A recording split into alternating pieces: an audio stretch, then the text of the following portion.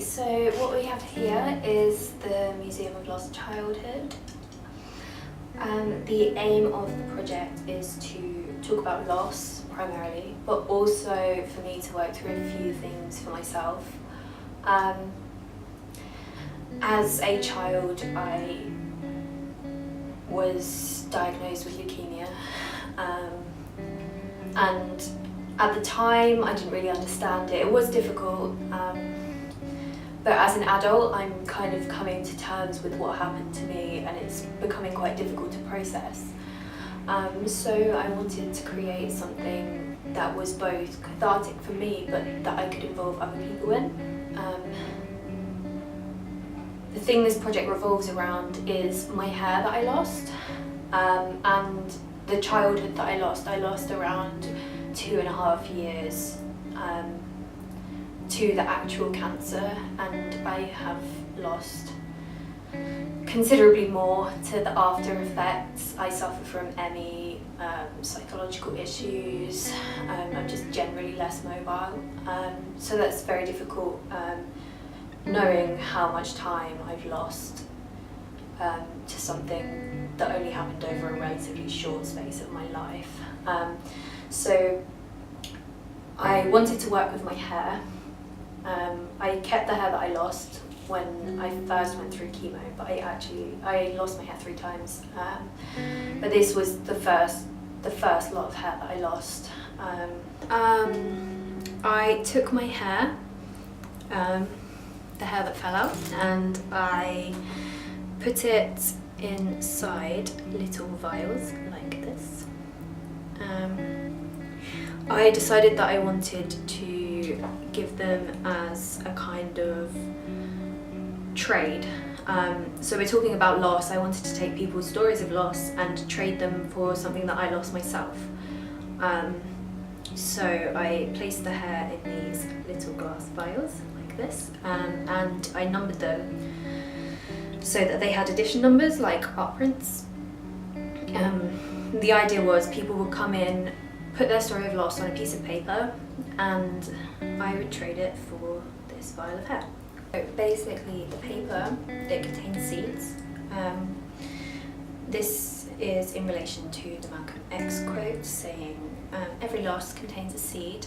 I took this, I found it quite interesting that a loss could be considered a gain in a sense, because it gives us an opportunity to better ourselves, it gives us an opportunity to learn and to come through it a stronger person. So I wanted to be able to take people's losses on pieces of this paper, and then plant it in the garden, so that they could then kind of watch their losses flower into plants that all represent hope or overcoming adversity. So we have poppies and cornflowers, which poppies are well known for being quite hardy plants that grow in war zones, and cornflowers are flowers that can represent hope and friendship and companionship, so kind of coming together and new life. So I selected these flowers on purpose, with the hope that they would have some sort of symbolism, and in the next few months hopefully we'll have some beautiful flowers growing, trading a loss for a loss. It's been quite difficult making this piece. I found it quite mentally draining. It's not as beautifully put together as I would like. I'd have liked it to have been a busier space. I'd have liked it to have been more interactive. But I found that constructing the installation, from gathering the materials to touching the hair to reading through all of the medical letters which I have up on the walls and seeing the photographs, I found it quite emotionally and mentally taxing, which slowed me down. And in hindsight, I should have given myself a lot more time to do it, because of that. But I have learned that I need to accommodate for these things because I haven't worked through this yet, but hopefully this is kind of a first step.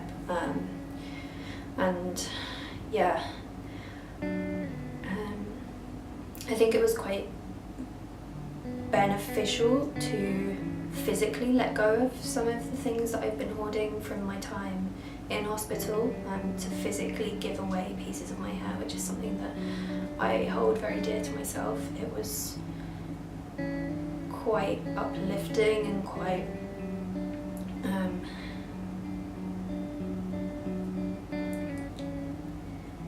refreshing to be able to physically let go of it. I haven't let go of all of it, but it was nice to know that I'm able to do that now. So I think that's definitely a sign that I've grown as a person.